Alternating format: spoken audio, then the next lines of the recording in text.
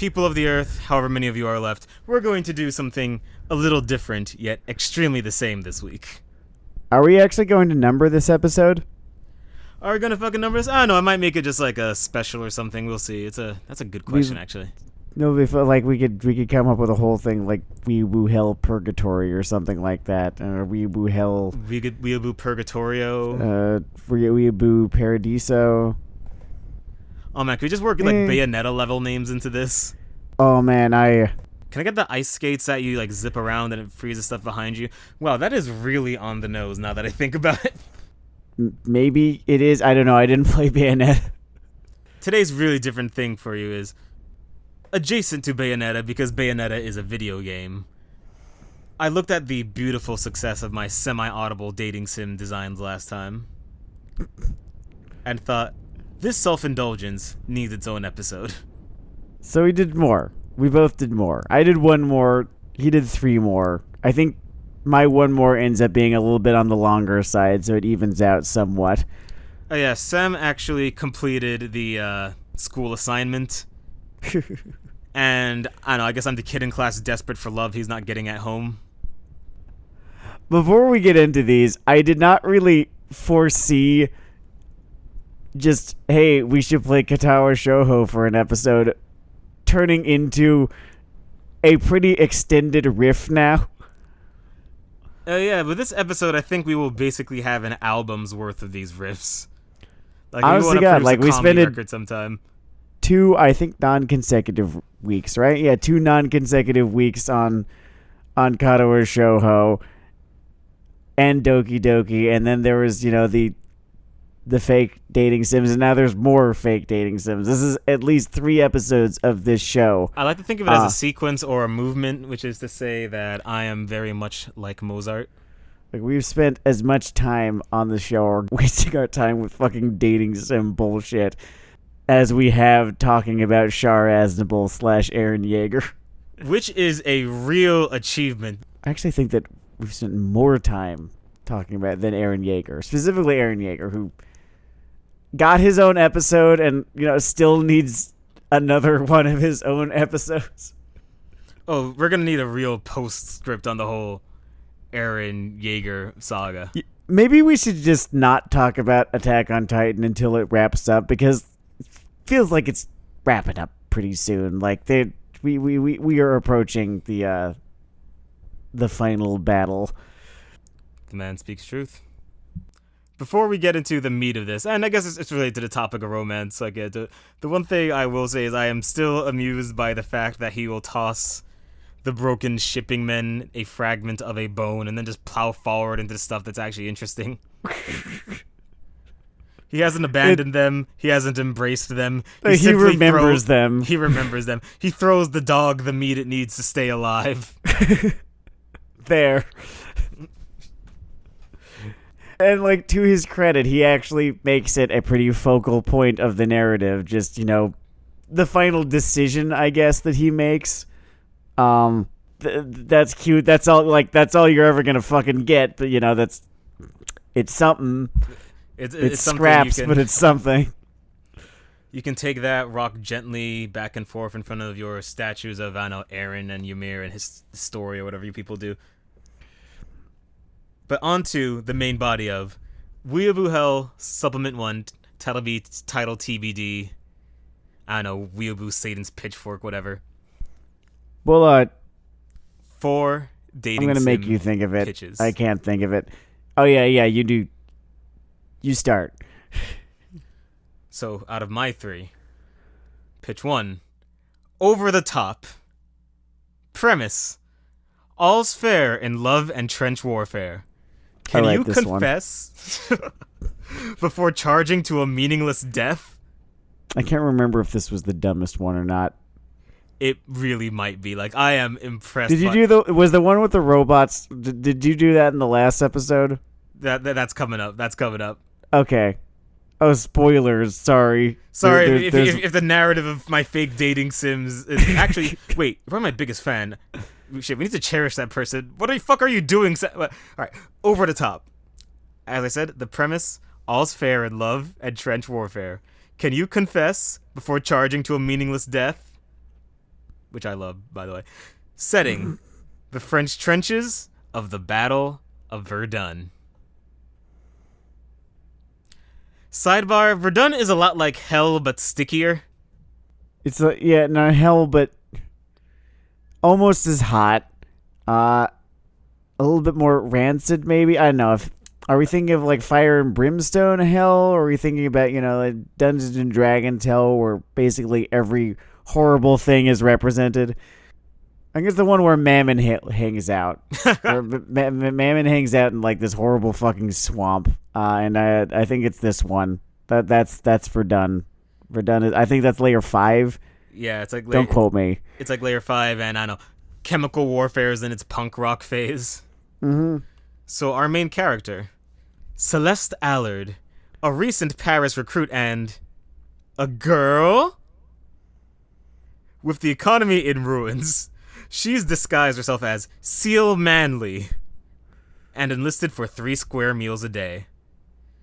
Due to supply issues, there's only 1 meal a day, consisting of saltines, which are, at least, square. I forgot that all of these are actually Otome games that you designed, which I want to say that's not the lion's share of the VN market. So what can I say? I'm a fucking there's artist. An industry you could be breaking into here, yeah. I just believe in Hungry breaking for down new talent. boundaries.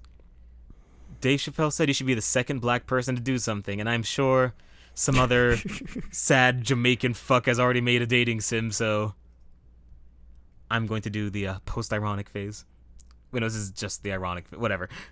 It's almost poisonously ironic. Yeah, dude, if your liver's bad, watch out for this episode. I think this can induce cirrhosis, the irony quantities here. Husbandos. 1. Alexander. The first friend you made in the army. He cracked jokes as you learned to hold a gun, clean a gun, hold each other for warmth under the moonlit sky, and shoot a gun. Oh yeah, he's ready for a confessin'. You're gonna confess him so hard. 2. Jack. Another secret girl? She might be the only one that understands your situation.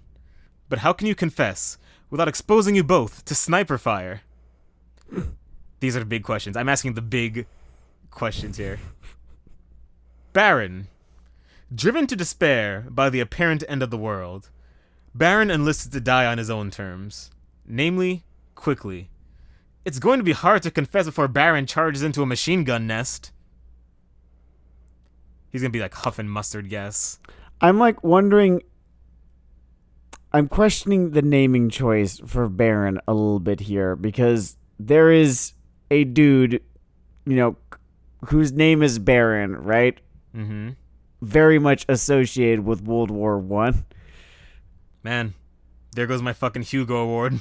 I feel like there's a quick fix to this. Robert. There we call go. him Robert. Yeah, his name is Robert. Robert is a death Because like seeker. you're just gonna invite the comparison, and the two characters do not seem to have really anything in common. That's fair, and at least our current fucking dictator light only doesn't have any children named Robert, so that's some other skin off our back. Yeah. I was thinking about the Red Baron. But like there's like the one who's apparently a weeb. That's fun fact. Oh, hey, if you're listening to this, young man, I just want to let you know it's a hard life, and it can only feel harder sometimes, especially people talking about you and your family. But that doesn't mean you can't take the chance to kill your father. I would never incite a random citizen to true political violence. That would be irresponsible. I am, however, under the shielding laws of satire, allowed to tell Baron Trump to kill his father. And he doesn't remember as one of history's greatest heroes. like to get the Weeaboo Hell Medal of Freedom. I might actually have to cut that, but maybe a stinger. All right. Rupert. The captain doesn't like you. He doesn't like your attitude. He doesn't like your lithe, fit form. He certainly doesn't like the soft lighting surrounding him when you're nearby. He'd probably hate it if you confessed. Elias. A German gunner? But that's forbidden love! No deep, blue eyes could be worth that, no matter how full of unconditional love. Confess to someone else. Lisette. A nurse from the countryside that sees through you immediately. Which makes sense, because she's also your childhood best friend. Maybe you should say something before you die. Like a confession. Then we have, just a little story outline to, show you how these routes sort of play out the similar beats. Just so we're clear, you die in every route, right? We'll see a spoiler volume, spoiler pens. Like, I can't think of a version of this game where you don't die in every route. I don't know, maybe CL Manley, distinct from Futurama's Chet Manley, is history's greatest warrior. Ever consider that? Go on. Do you know why? Because this is 2 Mulans worth of woke, bitch. Act 1. Orders are in. You're in the next group going across no man's land. That means you only have 3 hours to find love on the battlefield. But everyone's so busy crying in the mud that they can barely hear each other, let alone the heartbeat of love. Act 2. Anyone have a shot? You get drunk with the rest of the dead men and learn more about your love interest. You talk about your hopes and dreams, such as staying alive and not choking on mustard gas. Then you share a good laugh. You'll definitely be choking on mustard gas. The tension's strong, but you can't find it in you to confess. Or sleep. Act 3. Are we doing this or what? You're found out. The general needs fresh bodies, so you're still joining the next charge. He calls it a historic achievement for the women of the world. Now you've only got 1 hour to confess. Act 4. For France. You're late. It's time to charge across no man's land. If you confess to your love interest, they'll make the empty, futile gesture of shielding you from machine gun fire. The typewriter of death chews through them in seconds, leaving you to take the rest of the ammo belt. The last thing you see is the rest of your squad falling, joining you in the murk. And if you fail to confess, you're still cut down by machine gun fire. Alone. Act 5.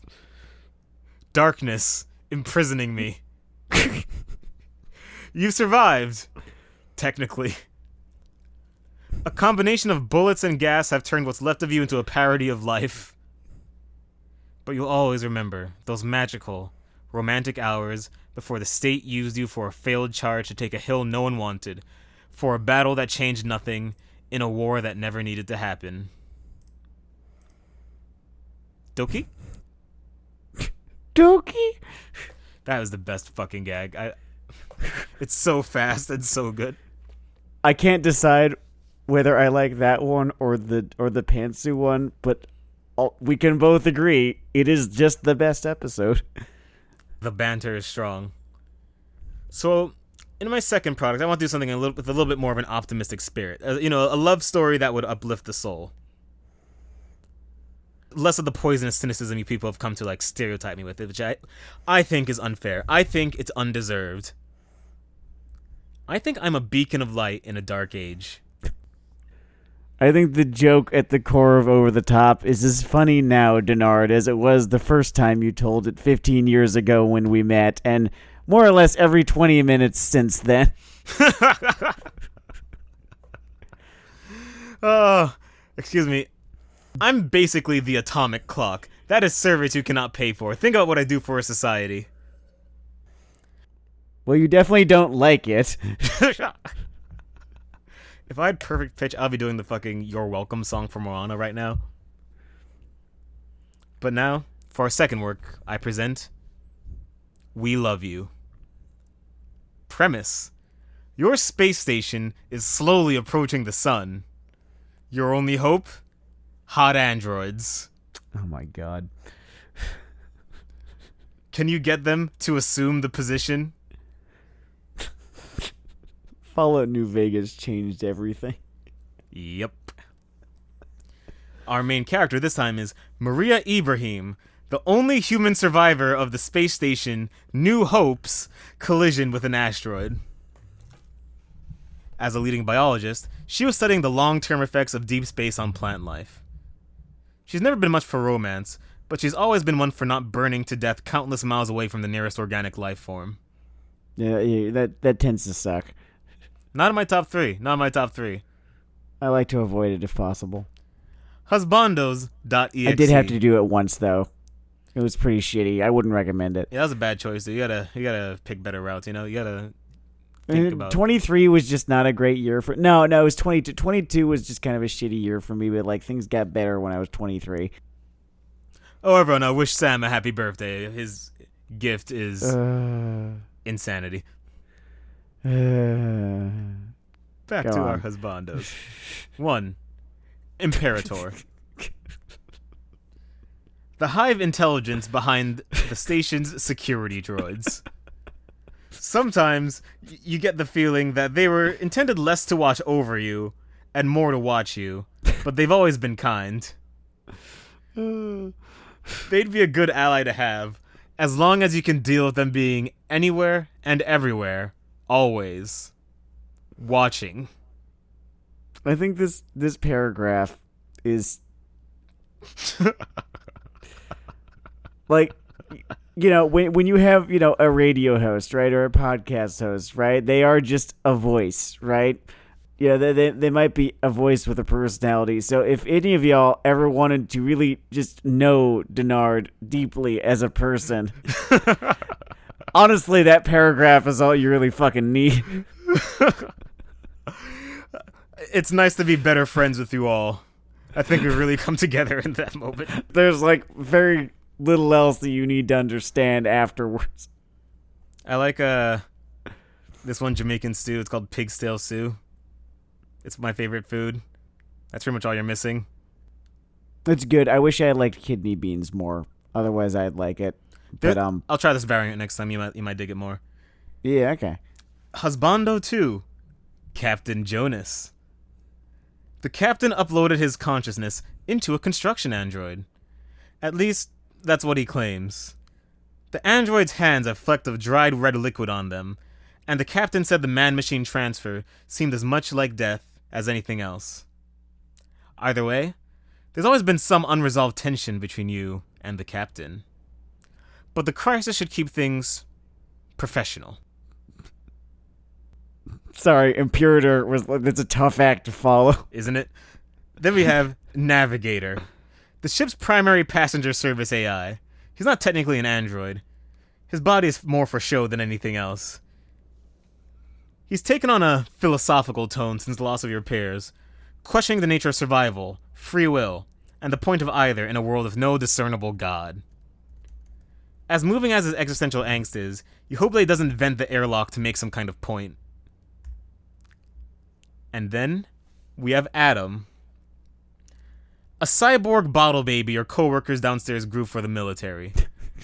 Adam is just as determined to make it back to Earth as you, in order to fulfill his primary function of annihilating the rebellion. You have some sympathy for the rebels, but you have more sympathy for staying alive. As a newborn, Adam is a little socially awkward.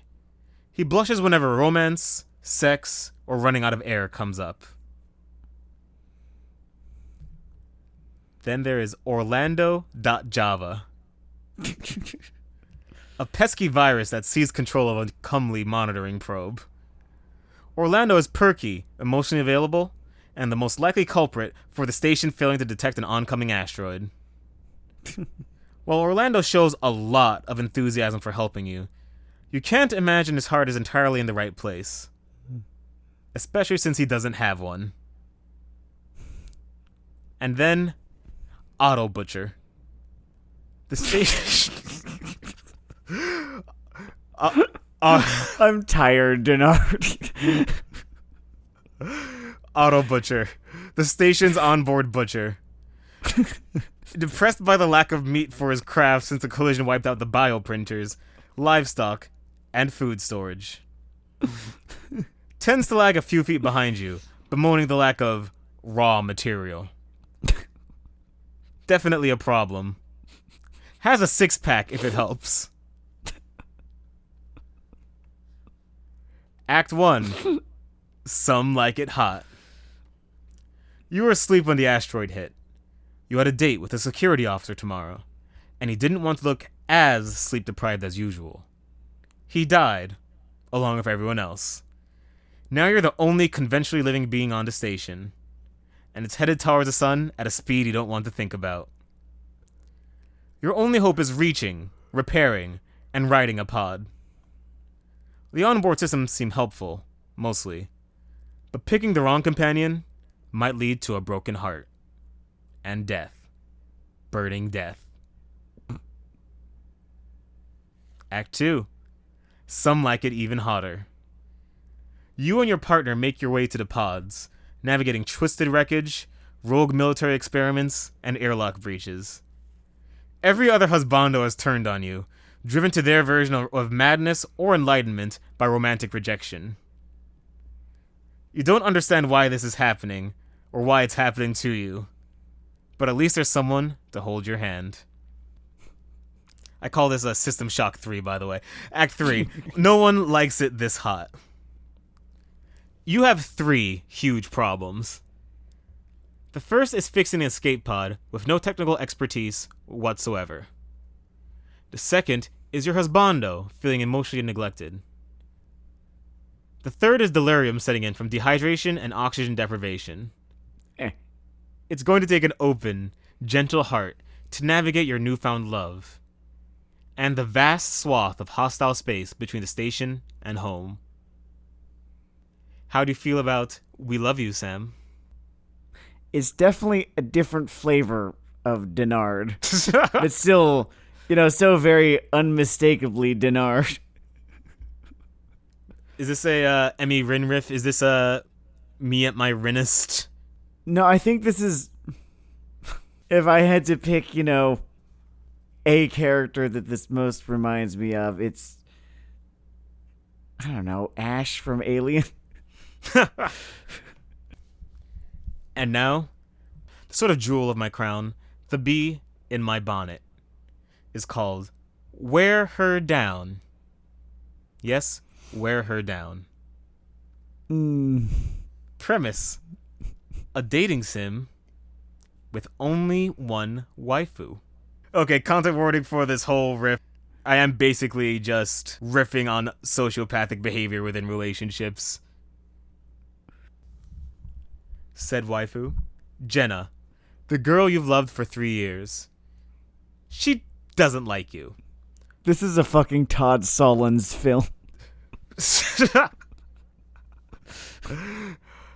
Wait, brief kayfabe break. What do you direct? Welcome to the Dollhouse. Palindromes. Basically the blackest fucking comedies you can imagine. Like if you want to just or go check out the Wikipedia page for one or two of his movies, and then just the subject matter that they are about. Sounds like a good time. Sounds like my idea of a party. She doesn't like you, but that doesn't have to be the end for your love. You just have to make her understand how you feel. Then she can stop wasting time with all that dumb bullshit she's into and her dumb bullshit friends and be happy with you. Versions of you. Naturally, the key to Jenna's love is changing yourself. But which version of you can best chip away at her resistance? Good lord. Friendship you. An ear to speak to. A shoulder to cry on. A bed to sleep on. You offer all this and more to Jenna, whenever and wherever she wants. She doesn't always take you up on it, but every time she does, she becomes a little more dependent. The rest is simply patience.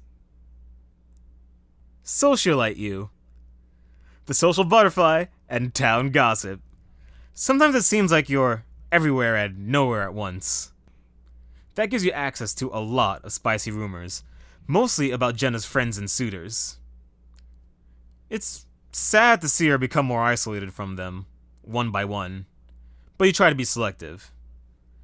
The wrong word could ruin someone, and leave Jenna nowhere to turn but you. Fitness you. Fuck me, man. You're in the same gym. What a coincidence. Luckily for her, you have some experience as a personal trainer. You let her know that she could stand to drop a pound or two, and you'd be willing to help at a cut rate. You'll be there for encouragement, and tips, and touching. Always touching. Ever closer. Business you! You and Jenna are in the same industry, but thanks to a quiet word or two from your dad, you're just a little further ahead. You tell Jenna you consider yourself her mentor, and you'll be there for any advice she needs. Or anything else. Patriot you. You're back from serving your country, and you've got the medal to prove it. It's about time you had your reward. An acre, a mule, and Jenna. She has to appreciate what you've given for her freedom. Who wouldn't? You let Uncle Sam break you down and put you back together again, and you'll be damned if some harlot from bugshit nowhere turns you down. Damned! Showbiz you! You're a star now. Just like the ones she said she loved on TV. Isn't that enough? What does she want? What does she want? That said, regardless of what she wants, there are certain casting opportunities you can make easier for her. Or difficult. I think I have lymphoma now.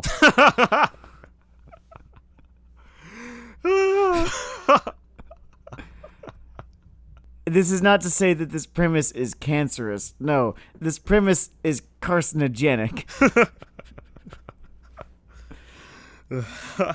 This is made of just such liquid fucking hatred that I think it's actually just dangerous to listen to. Not dangerous like a dangerous idea. No, I mean personally dangerous to one's health. I call it bottled fucking hypertension. Go on. I guess. I feel like this is making my life actively worse. There are only two endings. There's one ending left in as a developer error. You're out buying glue and straw for a voodoo doll of Jenna when you bump into another customer. Her name's Vivian, and she's making a doll of some guy named Harold. You let her know that Harold sounds like a real putz who doesn't appreciate the artistry behind her love. She asks if you have any tips for a good sperm jacking. You say you've given it some thought, and you both head to a cafe. And then, there's a normal end. I guess was that the remission ending? That's the remission ending. That is the remission ending. So this is like the best you could possibly fucking hope for. On the way to buy some wax and glue for your voodoo doll of Jenna, you're hit by a stray bus. The impact doesn't kill you immediately, but instead, you are dragged several blocks behind the bus as frantic passengers try to dislodge you. The arterial spray is everywhere as you are ground down to the nub of your knees. Jesus fuck. You are brought back to the hospital, where you slowly go septic.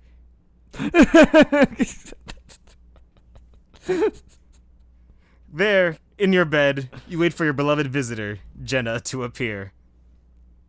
You die waiting.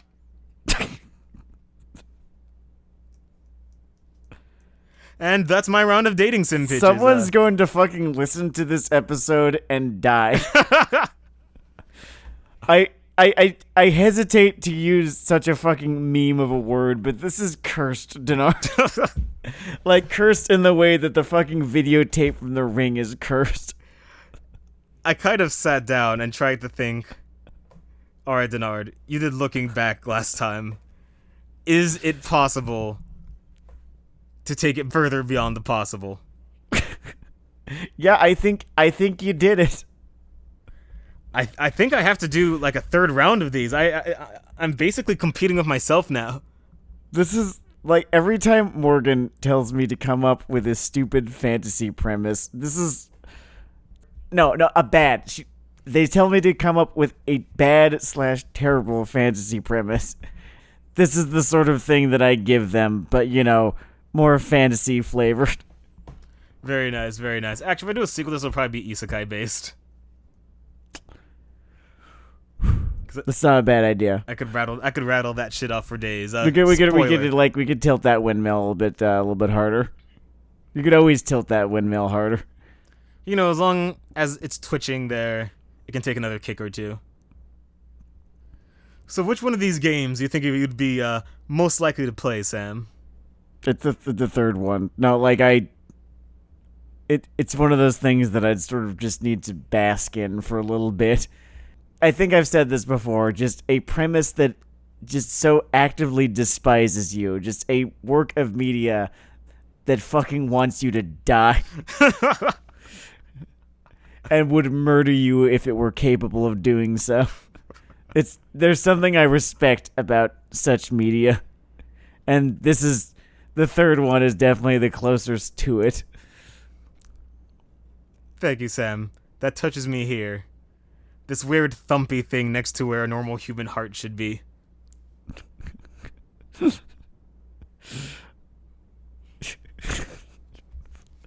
I think you'd actually shared the first two with me as you were writing them. This one was the live reaction to that. Christ. We want to do mine now? Yeah. I'm ready for the Sam Legault show. I'm ready for an earnest effort. All right. We're going to stay for one song and one song only. This is Backstage Heat. Or perhaps Shooting on You. I haven't decided on which one I like better. Oh, those are both great. Premise. A visual novel hybrid. Wait, before we get to the premise. Shit, okay. Shooting on You if it's an H game, Backstage Heat if it's PG-fied. I sort of considered it to like it's like Katawa Showa, right? It's mostly it's like 95% not porn. All right, you're gonna have to call it Backstage there Heat is 5% because Shooting on You, the ejaculate pun makes itself. Yeah, I know because that's the thing. I didn't want it to, but it did anyway. It's where we're at. It's where we're at. Yeah, there was no avoiding it. Okay, premise. A visual novel hybrid Bashoho/Otome genre dating sim set within a fictional, unnamed professional wrestling promotion that stars a young, up-and-coming Joshi wrestler as she navigates the first years of her career in the mainstream while also navigating one of 5 relationships she can develop with her colleagues. Again, this was me just trying to fucking do the thing. There's fucking great. Very little irony present in any of this. There's one route that's kind of ironic, but, playfully so. You'll see. Okay. Looking forward. Protagonist. You are Mako Masafa, the 25-year-old Japanese Samoan scion of 2 wrestling dynasties. In the Indies, you are known as a prodigious technical wrestler/high flyer with a hurricane rana that'd make Will Ospreay blush and serious strong style chops. The one criticism you've always received is that you have not been able to develop either your promos or persona to where they need to be in order for you to really shine in the big times. It just doesn't come naturally to you. Much of your character arc has to deal with the weight of expectations on your shoulders. You have no less than 6 relatives who held a world championship belt at one point or another, and you've got several older cousins and siblings-in-law lighting up the squared circle even now. Pretty much everyone you meet has some question or another about your recently deceased father, how you plan on breaking out of his shadow, and the extent of your talents. Hell, there's a plurality of smarks out there who think you're nothing special and don't want to see you anywhere close to the main event. As a result, you're full of self-doubt and begin the game in the midst of an identity crisis as you struggle with what kind of wrestler you're going to be and if you even have a choice in the matter. You're naturally hot-blooded and enthusiastic, but all of this doubt has led you to become somewhat impulsive as well and prone to doing shit with huge consequences without thinking it over first. I really like the amalgam of sort of different figures you've put together there, actually. I sort of, like... Good job doing the thing instead of making a ball of toxic hatred. Toxic, ironic hatred, yeah. I sort of had this idea of, what if Paige was also The Rock or something? It seems that you get the format too, because I could imagine in one of these games both the good studios version and a terrible studios version of them sort of choking on the mic. Yeah, okay, yeah. I hadn't really much thought about that sort of thing. Like, the worst version would be a bunch of blushing, you toss the microphone behind you, mumbling something about senpai. Baka. Yeah, no, okay, yeah, no, if we were, like, leaning really fucking deep into the anime thing, then yes, the Hell World version of one of her bad promos just involves her doing the fucking tsundere thing. Man. Christ. I need to spend, 10 minutes outside of Hell World one day. It's fun out here. You should come over more. Are you sure? I was thinking of a sequel, but go on. All right, so love interests. First up, Johnny X-Ray, one of the company's top heels and kind of a cold fish backstage. He believes himself to be one of the absolute best in the business and a defensible candidate for GOAT. He keeps people, especially romantic suitors, at an arm's length because he knows how rough the touring schedule of pro wrestling can be on relationships and prefers to go it alone. He's been hurt before and he doesn't want to be hurt again. His route sees you allied against him in the ring with Crash Contreras, a recently unmasked luchador and one of X-Ray's only real-life friends. When Contreras suffers from a legit shoulder injury that'll put him out for a few months, management rolls the dice on having you carry his torch and putting you in a feud with Johnny. The result is ratings dynamite. You get stupidly over with the fans for being a believable underdog, and X-Ray gets nuclear heat for his in-ring viciousness towards a younger, smaller wrestler, and all of his promos where he gloats about ending Contreras' career and promising he'll end yours. But as you two put on match after match, there's a connection beyond mere ring psychology that grows between you, and it culminates in a steamy hotel room session at the Marriott they put everyone up at the night before a big pay-per-view. Johnny, real name Dave Hebert, and he begins to prefer that you call him that, starts to open up to you about who he really is, a deeply lonely perfectionist who has to be the best because the ring is all he has. He was previously engaged to another wrestler with whom he came up through the indies, but their relationship fell apart when he picked the demands of the main event over her. It is his biggest regret. For your part, you find his presence in your life assuages many of your doubts, as your instant classic feud has made you a better wrestler than you ever thought you could be in this short amount of time. And it makes you feel like you're living up to all those expectations your family saddled you with. You're exactly the star everyone wanted you to be, and maybe even more. But problems arise. Following Johnny's advice that the direction your character goes should be ultimately up to the worker, you decide to go for an unplanned ref bump/low blow to win a pay-per-view match you were originally booked to lose. Management is furious to you, but the fans, who ate it the fuck up, and Johnny convince them to roll with this as it allows them to do one of the hardest storyline gimmicks to pull off, the double turn. Career-wise, this is great for you both. Leave that man's genitals alone, villainous. Career-wise, this is great for you both, but X-Ray quite obviously resents that you did something this big without telling him first, and you resent that it took his intervention to save you from getting buried as punishment for going off script. It's not like you legit attacked him, and you gave the ref warning. This leads to either the good end, the neutral end, or the bad end. In the bad end, your failure to communicate leads to a fateful botched spot that leaves you both legit injured. The two of you go through a bitter breakup afterwards. You blame one another for the botch and resolve to go it alone from now on. In the neutral ending, the feud culminates in a legendary match at the biggest pay-per-view of the year. The ending is never revealed as it doesn't matter. But afterwards, Johnny explains that he thinks you two were better in the ring when you weren't dating and breaks it off somewhat amicably, asking you to start calling him by his in-ring name again. The good end is only available if you picked an earlier option and told him about your doubts. He will have revealed his as well. He hates what the business has done for him and wants a way out on his terms. There's a short scene a few weeks before the pay-per-view where he says that we're going to do something a little bit different. During the TV event, it's announced that this will be a loser retires match, and then the scene jumps immediately to the match itself. It plays out identically, except it's clear that you win this time. After the match, Dave tells you that that was the best match of his life and that he's excited for his next life with you after wrestling. Good end. Cool outline. You know what's fucked up? What's that? Once you know about wrestling, the best ending to this guy's story you could think of was him getting the fuck out. Like, I've watched enough Dark Side of the Ring and listened to enough Brian Alvarez or Big Dave. It's It gets dour out there. you want to get in there, spend maybe 10 years, and then get the fuck out. Near as I can tell. Yeah, start to worry a bit when you start to recognize buildings, you know? Mm-hmm.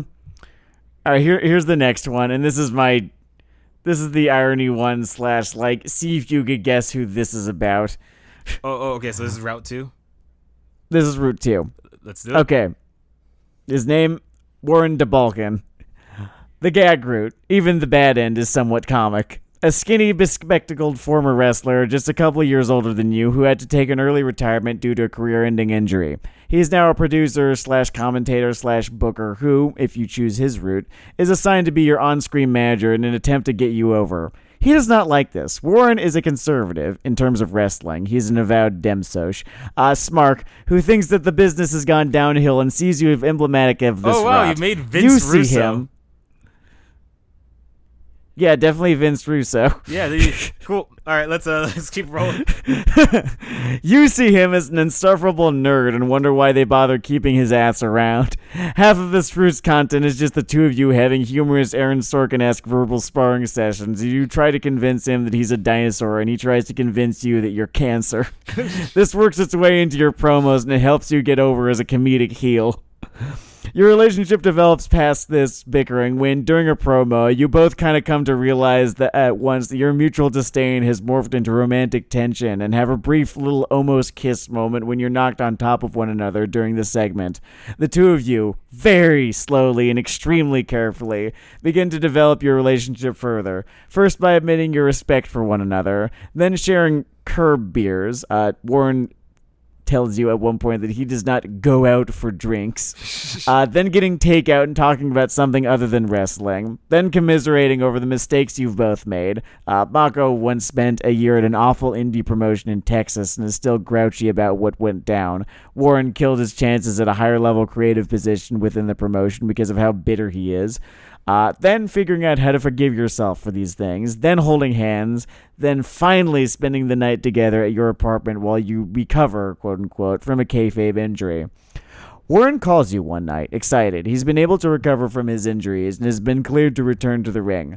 This leads into the final act, where the good and the bad ends diverge. The bad end, which you get if, in an earlier argument, you imply that you got stuck with him as a slow burial on management's part, sees him deciding to leave the promotion and getting a fresh start in Japan and Europe, saying that he's had enough of pro wrestling in this country and doesn't want to keep sandbagging your career. He gets in a cab and tells you to look him up the next time you're back in Tokyo. The good end, which you get if in that earlier argument you tell him it's his own fault that he's this miserable, sees him pitching the idea of the two of you as a tag team. Yeah, it's the tag division, I know. But you can either elevate it or at least have fun wrestling together, because that's the reason you both do this anyway. The story ends with your tag team debut. If the figure... This one was Morgan's favorite. I actually don't know why. Make of that what you will. Oh, that's interesting. I don't know if Morgan would be interested in the story of someone growing less bitter through attachment over time. That's weird. Not at all. I'm going to have to hire a shrink on that one. If the figure you based that off in part... Yeah, okay, so I wrote this a while ago. This is an older I'm not document. getting on you about that. I know that time makes fools of us all. Look, we never know who's going to get fucking canceled next. I don't say that like it's a system doing it to them. I say that please stop grooming. Stop fucking grooming. I'm almost tempted to fucking add to the fucking document now with just a joke about... No, I should probably not do that. That'd be bad. I shouldn't do that. That'd be bad. I could just say that this guy is based on Brian Alvarez instead. It's not that accurate, but I could sell it certainly. Oh man, you know what I like of Brian? He's not bitter. He's just arbitrarily angry. It's just like a switch. It's just a thing that he does. It's like a shonen battle mode or something. Like he just shouts Sage mode and starts yelling. just screams, "Why?" into his microphone. Okay, so here's Route 3, which ended up, I think, being my favorite of all of them. I'm not sure, but I think so. Looking forward to it. All right. So, Darby Lopez, your friend from the Indies who got signed not too long before you did. In the ring and on the mic, she is known for her hard edge and punk rocker gimmick, but she's very easygoing, though serious about her career. Went out of character. In her route, the two of you get organized into a stable with Angerboda, the vaguely Scandinavian wrestler with a Shield Maiden gimmick. The three of you are repackaged as vaguely leftist guerrillas and run roughshod over the women's division, chasing the women's world title. Throughout this, Lopez takes it upon herself to be the big sister of your stable and gets you to do all the non-wrestling stuff, Throughout this, Lopez takes it upon herself to be the big sister of your stable and gets you all to do non-wrestling stuff together.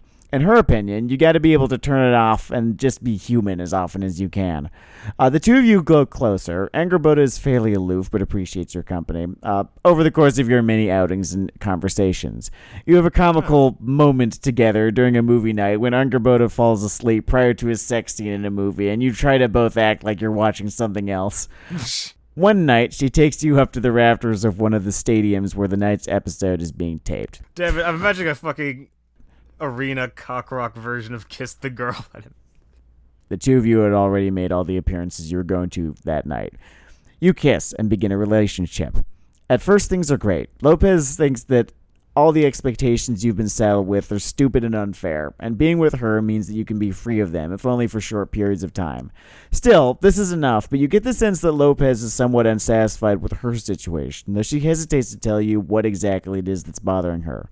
One fateful night, the match's producer tells you right before going out that you're to brace yourself for a chair shot during the segment after hearing the line, "Is that what you thought?" You think nothing of it. Except when the moment comes, it comes from behind. The one delivering the chair shot is Lopez. She has, in universe, sold out your group to management and spends the next 5 minutes of the segment beating you at Angerboda into submission before leaving with her new allies. Your genuine shock sells the segment, but soon turns to anger as you scream at the departing Lopez from the ring, switching to Japanese so you can curse. The buckler. After the segment, you go on a tirade backstage, laying into Lopez and management, who stand by their decision to go for a worked shoot. Lopez tries to apologize and explain that she was given a gag order a month ago, but it only disgusts you further that she's known this was coming for an entire month. You and the miffed but less so Angerboda leave to hit up a bar the three of you went to the last time you were in town. This is where the route diverges into its three endings. The bad end and neutral end happen if you spend the route trying to make Lopez responsible for your anxieties, something she expresses early on she's uncomfortable with doing. You'll get 3 chances to either ask her to do emotional labor for you or trust yourself to handle it. If you ask her more than once, you'll trigger the bad and neutral ends. All of these choices come before the big in-ring betrayal. This will see you going through a nasty breakup that plays out both backstage and in the ring and ends one of 2 ways. At your blow-off match, you either take the pin as planned or kick out and force the guilty Lopez to take the pin instead. Either way, you ask for your release after the match. If you did the job like you were told, they grant it to you and you resolve to go back to Japan and forget all this. This is the neutral end. If you didn't, then management will tell you something to the effect of, fuck your release, you want to be a superstar, then that's what you're going to be. Your shoot victory propels you to stardom, and it feels impossibly hollow. Lopez is a stranger to you, and the rest of the locker room doesn't trust you anymore. This is the bad end. The good end happens if you don't let your relationship with Lopez become dependent. Instead of a nasty breakup, things are just tense between you for a while until one day she invites you out to talk. You can refuse, which will railroad you into the neutral end where you take the pin like a good soldier and go back to Japan, or accept. If you accept, the two of you go for a walk in the park and make up. She apologizes to you for breaching your trust the way she did, and you apologize for expecting her to be a solution to all your problems. You have a particularly intense H scene in an isolated gazebo that is drawn to resemble is a funny. An isolated gazebo that is drawn to resemble a wrestling ring. The blow-off match that is painful to experience in the neutral and bad ends is a euphoric, transformative, even erotic experience in the good end. As Darby goes for the cover, she confesses her love for you and you reciprocate. The story ends back in the rafters again where your relationship began. I liked this one.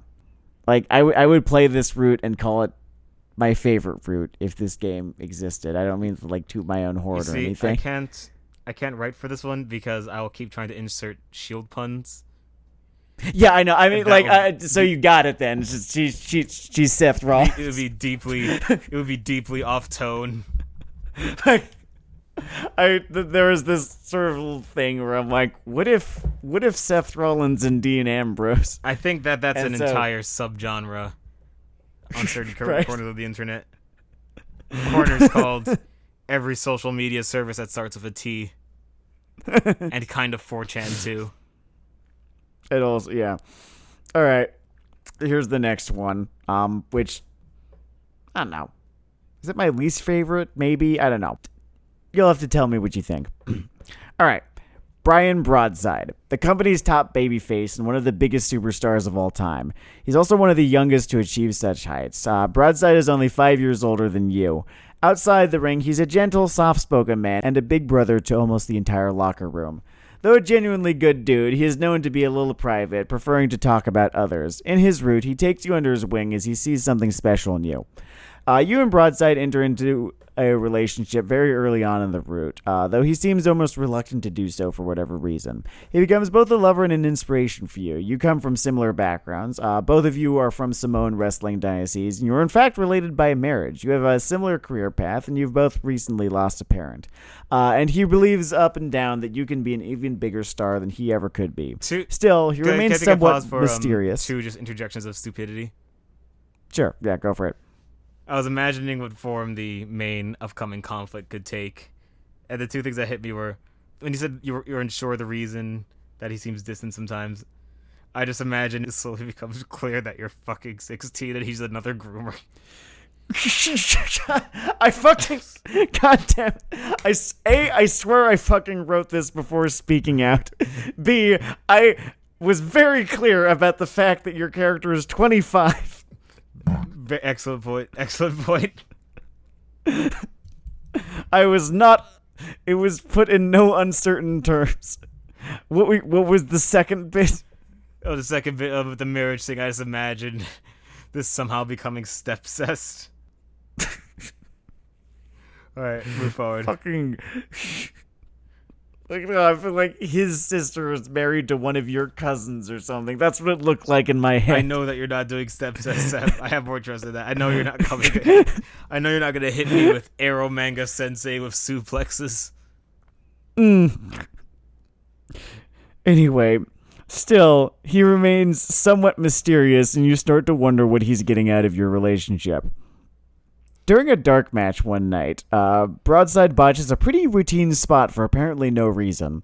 Whether you choose to ask him about it or not, though his good end is contingent upon you doing so, he'll tell you that he suffered what should have been a career-delaying injury a few years back and pushed himself to recover from it way faster than he should have. As a result, he is in almost constant pain, but refuses to either retire or take painkillers. He'd be letting down everyone were he to do the former, and the latter would just destroy him a different way. He refuses to discuss the issue further, and though the two of you are happy together, the elephant is always there in the room. Only a few months into your relationship, which has been written into the story, he quote-unquote proposes to you during a segment, and though it's kayfabe, it feels real to you both. Later that night, however, he suffers a mild panic attack after his injuries cause him too much pain to be able to have sex, after which you have 2 choices. If, when he reveals to you his feelings of imposter syndrome that are a major source of his anxiety, you try to convince him that he's just not an imposter, it'll lead to the bad end. If you instead tell him that he doesn't have to be perfect, it'll lead to the good end. The bad end happens during the flagship pay-per-view. You have the best match of your career against Darby Lopez, and it seems like the night will go down in history. Which it will. During Broadside's match against Johnny X-Way, his desire to live up to his own legend sees him try to pull off a move that he is just not capable of, and he botches it, fracturing his knee so bad it ends his career for good. Once the ambulance pulls away, you never see him again. In the good end, He announces to the fans that he's going to need to miss the next pay-per-view, and probably the next dozen, so that he can properly rehab. But he promises they'll see him again. The two of you continue your relationship, seeing a little less of one another for now, but excited for his return. The route ends with your entrance for your match against Lopez, with Broadside cheering you on from the front row. I feel like this was like probably the latest of all of them. Yeah, it's the latest of all of them, but I don't know. I actually like the character. If it's the weakest one, it's not like a relatively bad entry, you know what I mean? This was like me trying to write the Lily route, and sort of like, what if The Rock was also like the sort of what is the character type, like the Yamato Nadeshiko, I think is the sort of oh my goddess kind of thing. Yeah, exactly. Okay. So I guess it depends whether or not you consider the Lily route characterized by the sort of perfect obviousnness of said waifu target, or by the soap opera amnesia kind of shit that happens. Because I was about to say, one of them is the Lily route, is definitely the shield one. You've betrayed me. All right, here's the last one. This one is literally just me transcribing a real-life angle that actually happened into visual novel format. See how long it takes you to work out who this is supposed to be. Oh boy, oh boy, It'll be oh fun. boy, It'll be a oh fun boy. little game. All right. The final route. Wisteria. The single best wrestler in the business right now, and one of the best of all time. She laughs at gravity, sweats charisma, looks like a superhero, and commands the adoration of the fans like they don't even have a choice. She's unattainable in every sense, and you want to fight her so bad she's half the reason you came to this promotion after so long in Japan. In her route, much more of which plays out in the ring than the others, and you are rarely told how much of it is in kayfabe and how much of it isn't. You have a match with her at your pay-per-view debut and are barely able to keep up.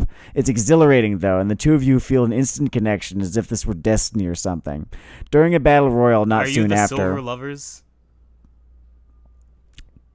You weren't supposed to fucking guess that until later. I'm fucking During good, a battle dude. royal... Not soon after, the two of you team up and dominate for almost all of it, and you are only eliminated due to heel trickery. It becomes clear that the two of you were meant to work together, forming a tag team / two-man stable, as you both compete in singles and tag divisions, called Winged Vengeance.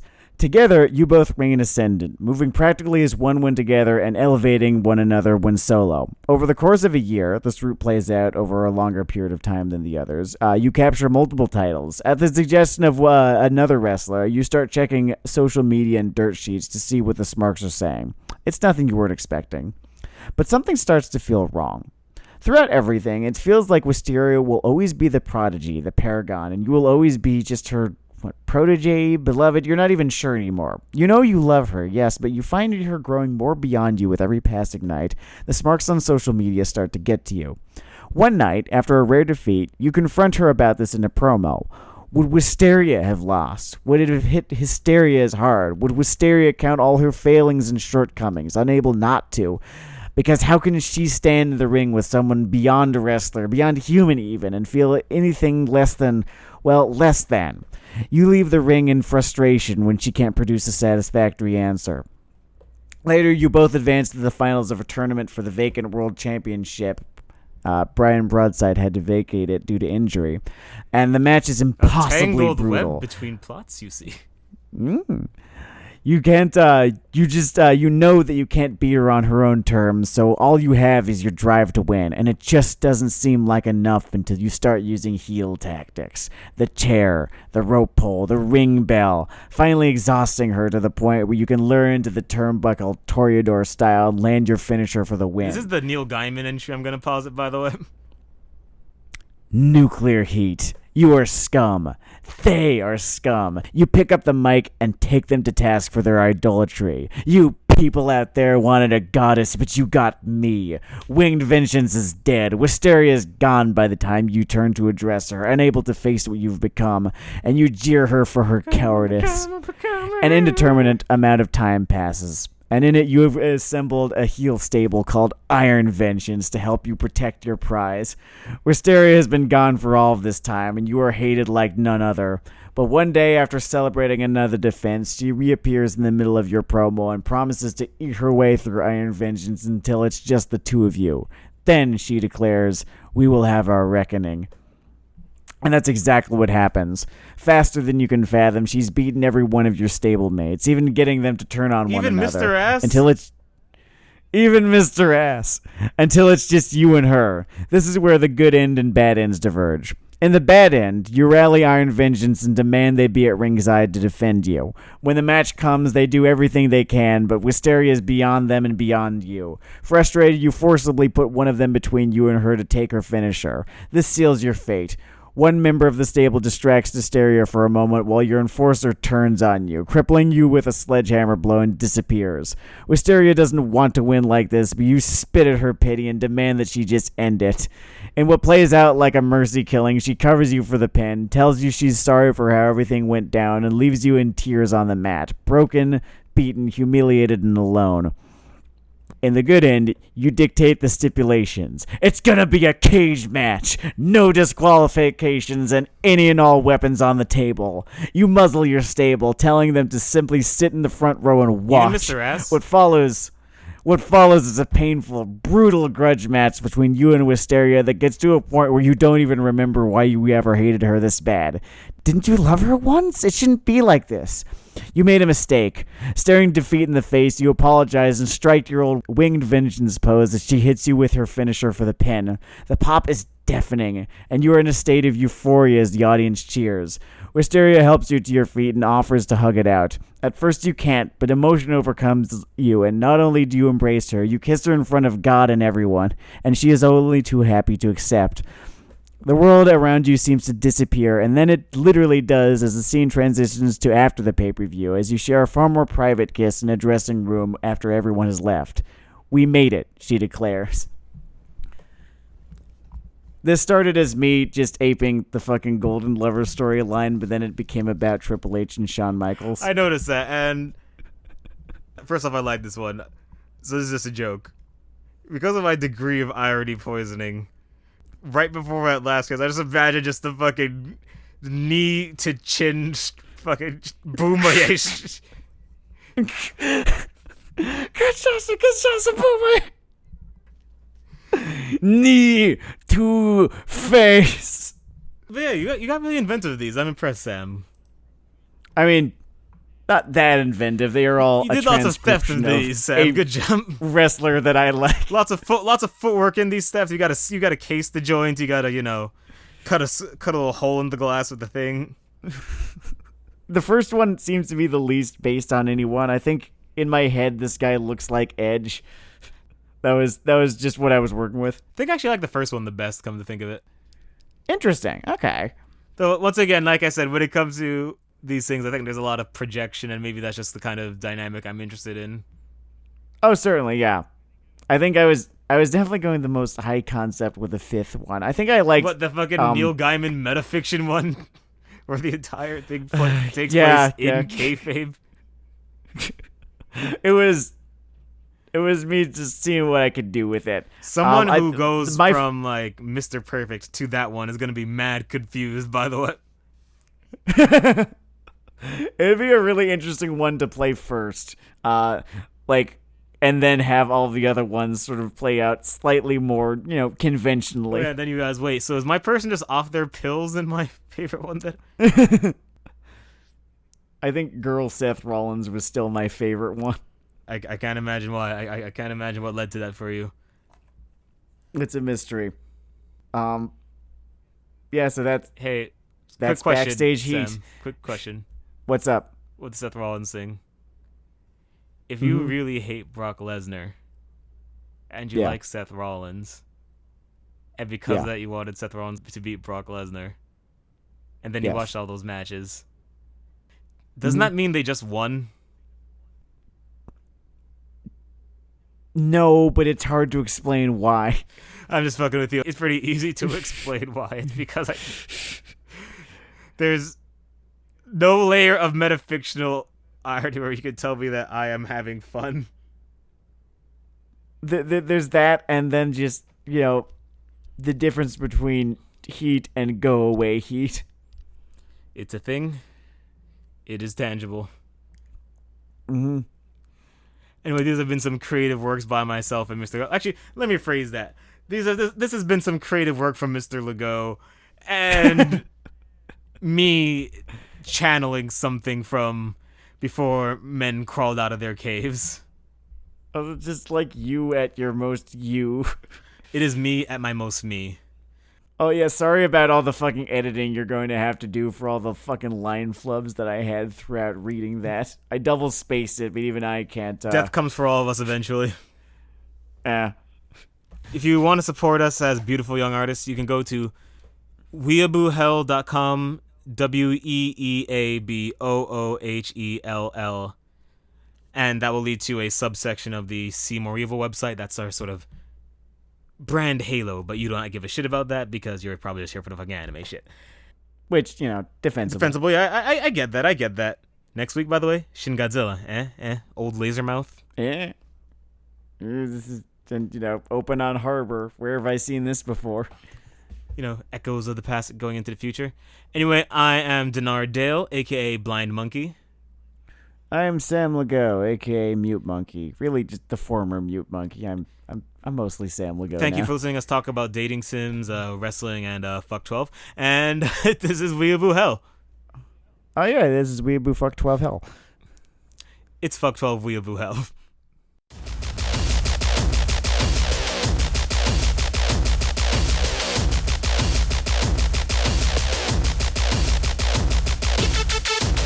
No, you misspelled it. Fuck. Okay. You can go to weeaboohell.com. Sam, spell that out. WEE. No, fuck, you didn't misspell. Motherfucker! Wow, for some reason in my head it was spelled Weeaboo. Okay, I'm just gonna do it again. Whatever. Alright. You can go to I'll shut the fuck up now. Right.